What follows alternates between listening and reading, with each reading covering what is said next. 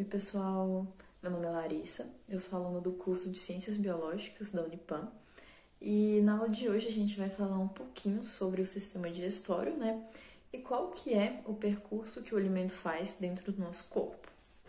Bem, pessoal, então no processo da digestão, o alimento que a gente ingere, ele percorre vários órgãos, como a boca, a faringe, o esôfago, o estômago, os intestinos delgado e grosso e, por fim, o ânus. Durante esse processo, a comida ela sofre diversas transformações, tanto mecânicas, né, como a mastigação e os movimentos peristálticos, quanto químicos, né, que são pelas substâncias que são secretadas durante o processo da digestão. E tudo isso é feito para que o alimento ele possa ser absorvido pelas células do nosso corpo. Gente, então a digestão do alimento ela começa na boca. Então, na boca, né, o alimento ele começa a ser fracionado através da mastigação. E junto com a mastigação também, tem algumas enzimas que são secretadas pela nossa glândula salivar, que é a amilase salivar ou pitialina. E a função dessa enzima é quebrar o amido em maltose e glicose. Durante a mastigação, a gente tem a formação de uma massa, né, que a gente chama de bolo alimentar. E essa massa ela é modelada pela movimentação da nossa língua e ela facilita a deglutição, que é o movimento que a gente faz para conseguir engolir o alimento. Já na nossa faringe, a gente tem uma espécie de válvula, né, que é essa válvulazinha aqui que eu estou marcando para vocês verem. E essa válvula, a gente chama ela de epiglote. Essa válvula, quando a gente engole o alimento, ela se fecha, né, impedindo que ele desça pelo nosso canal respiratório, que é a nossa laringe, e ela faz com que ele desça pelo local correto, que é aqui o nosso esôfago. No nosso esôfago, o bolo alimentar, ele desce através de contrações que a gente chama de contrações peristálticas. Essas contrações, elas são responsáveis por empurrar o alimento no decorrer do tubo digestório até a cavidade do estômago. E entre o estômago e o esôfago, a gente tem um esfíncter, né, que ele é chamado de cárdia.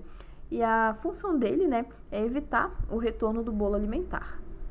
No estômago, as glândulas presentes nesse órgão, né, elas sintetizam, né, produzem e secretam enzimas digestivas que a gente chama de pepsina. Essa pepsina, ela degrada as proteínas em peptídeos.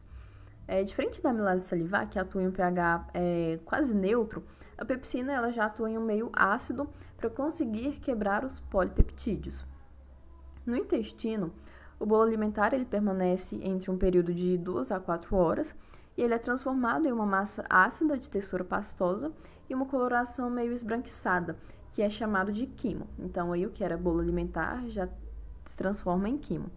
É no estômago que ocorre parte da absorção de água e sais minerais e como vocês podem ver, né, no estômago a gente também tem movimentos peristálticos. Então, após o quimo, ele sai do nosso estômago, ele vai para o nosso intestino delgado.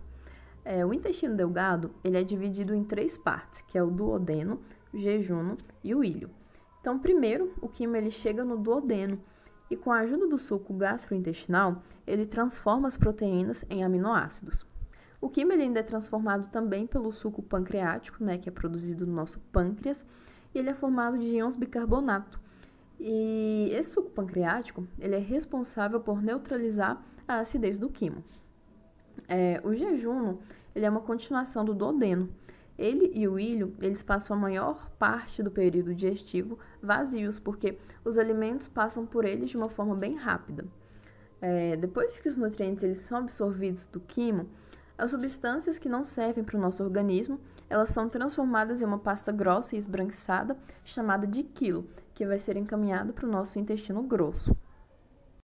Já o intestino grosso, ele é responsável pela absorção da água, a decomposição e fermentação dos restos alimentares, a formação das fezes e a eliminação delas.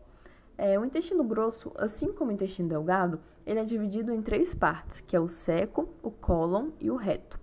O seco, ele recebe o quilo, né, vindo do intestino delgado, e ele inicia o processo de absorção da água e de nutrientes. Já o cólon, ele é a segunda e maior parte do intestino grosso, e é lá onde as substâncias que não foram digeridas permanecem por muitas horas, preenchendo as porções da curva sigmoide e do reto até que elas vão ser eliminadas pelas fezes.